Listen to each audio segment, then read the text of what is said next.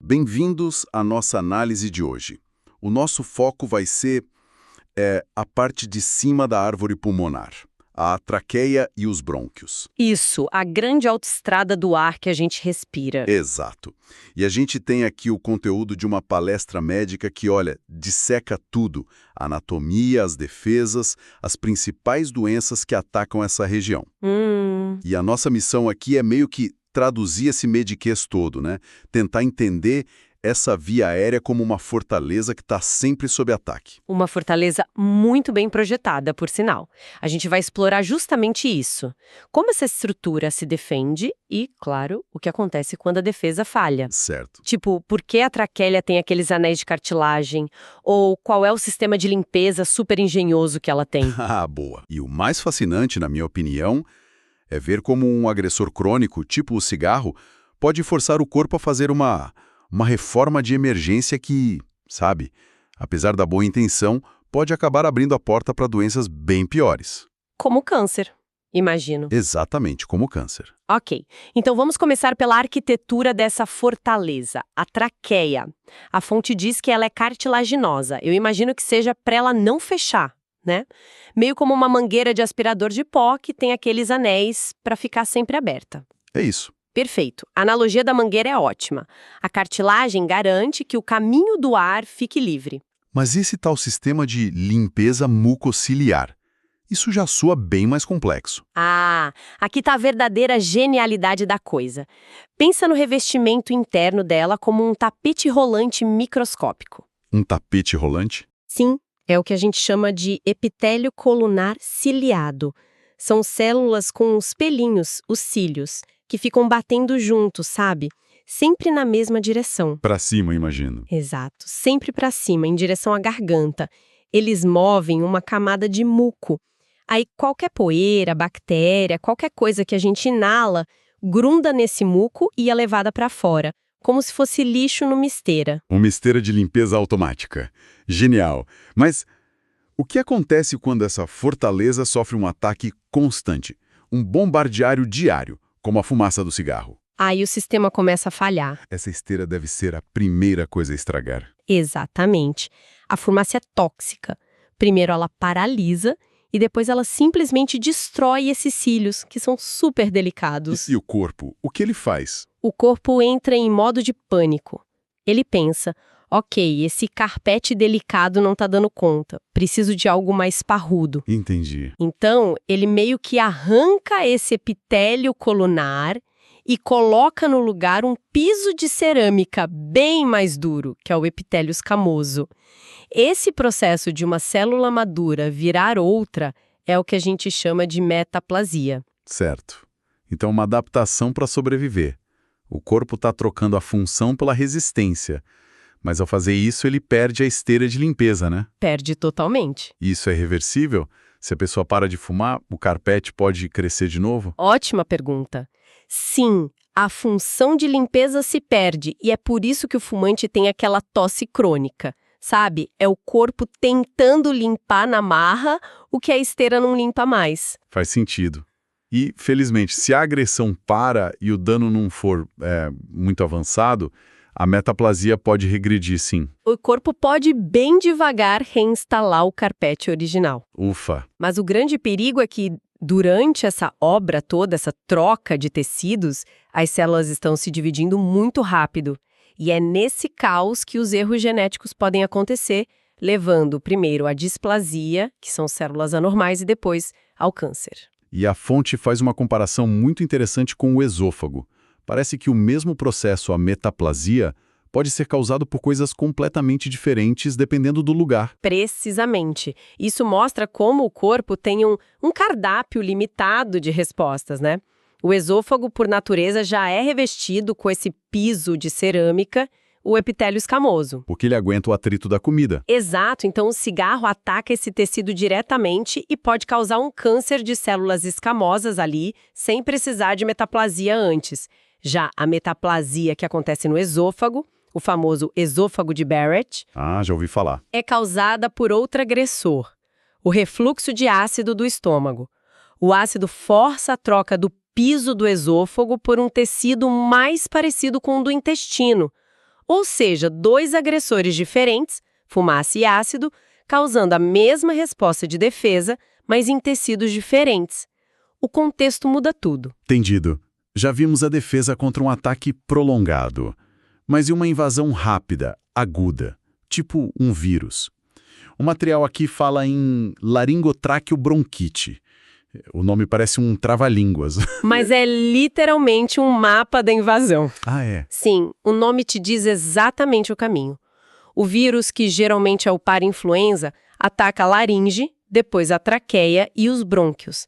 É o que todo mundo conhece como croup. Croup, claro. Aquela tosse de cachorro em criança. Isso. O vírus causa uma inflamação, um inchaço tão grande que a via aérea superior da criança, que já é bem estreita, começa a se fechar. É perigoso. E a fonte menciona uma imagem de raio-x bem específica, o sinal do campanário. O que é isso? Ah, o sinal da torre de igreja. Isso. Ajuda a gente a visualizar. Então, imagina um raio-x do pescoço de frente. A traqueia deveria ser um tubo escuro, com as paredes retinhas, paralelas. Uma coluna de ar. Perfeito. No croup, por causa do inchaço logo abaixo das cordas vocais, essa coluna de ar afunila de repente, fica parecendo uma ponta, sabe? Igualzinho a torre de uma igreja. É uma imagem que mostra na hora por que a criança não consegue respirar direito. Nossa, que visual. Descendo um pouco mais, a gente encontra a broncopneumônia. E aqui a fonte faz uma associação curiosa. A bactéria Klebsiella pneumoniae com um perfil bem específico. Um paciente idoso, talvez de uma casa de repouso, com histórico de alcoolismo. Por que essa conexão? Essa é uma daquelas associações clássicas da medicina, sabe? Ajuda muito no raciocínio. Pacientes com esse perfil costumam ter o sistema imune mais fraco e um risco maior de aspirar secreções da boca para os pulmões.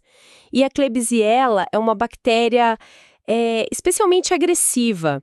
Ela causa uma pneumonia que necrosa, que destrói o tecido do pulmão. E ela produz uma expectoração bem característica, né? Sim, descrita como geleia de groselha, porque é espessa e com sangue. E por falar em expectoração, aqui a coisa fica parecendo investigação policial. A cor pode ser uma pista, é isso. A fonte fala em uma cor dourada para o Staphylococcus aureus. É literal? É uma associação para ajudar a lembrar, mas que tem um fundo de verdade. Aureus, em latim, significa dourado. Ah, claro. A bactéria em si pode formar colônias douradas no laboratório e a infecção causa um pus bem amarelado, espesso. Daí a associação com ouro. Mas tem outra bactéria que deixa uma pista de cor ainda mais impressionante. A Pseudomonas. A de cor esverdeada. Essa mesma. O segredo está num pigmento que ela produz, a piocianina. Piocianina. E o fascinante é que isso não é só um corante. A piocianina é uma arma química. Como assim? É um fator de virulência. A bactéria usa isso para danificar nossas células, para competir com outros micróbios. Então, quando o médico vê uma expectoração verde, ele não está vendo só uma cor. Ele está vendo a assinatura de uma guerra química acontecendo ali dentro. Que incrível. E em casos muito, muito graves, a fonte até diz que esse pigmento pode ir para a corrente sanguínea e manchar as unhas do paciente de verde. Uau, essa guerra constante deve deixar marcas, né? O que nos leva às doenças crônicas, a categoria vermelha. A primeira é a bronquite crônica. A definição aqui é super precisa, parece até a cláusula de contrato. Sim, e essa precisão é tudo.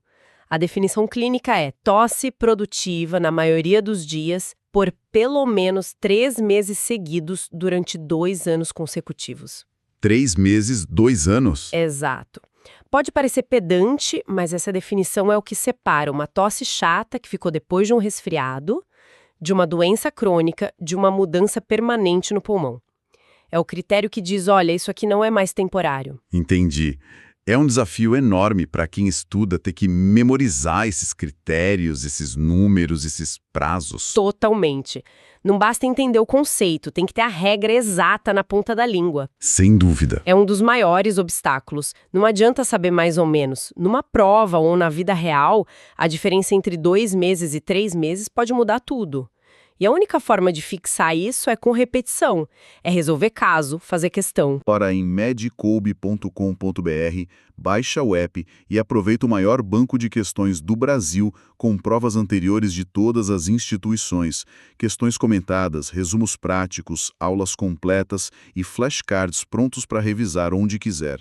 Parece uma ferramenta poderosa para dominar esses detalhes. Com certeza. A repetição e a aplicação através de questões são o caminho. É o que transforma um conhecimento que você só leu, o conhecimento passivo, em algo ativo que você sabe usar na hora da pressão. E esse ambiente de inflamação crônica, de produção de muco, esse caos todo da bronquite, soa como o terreno perfeito para o câncer aparecer. É o cenário ideal, infelizmente. A fonte agrupa dois tipos aqui, o carcinoma de células escamosas e o de pequenas células. Por que eles vêm juntos? A principal razão é o endereço deles, a localização. Os dois são tipicamente centrais. Eles surgem nos brônquios maiores, ali perto do mediastino, bem no centro do tórax.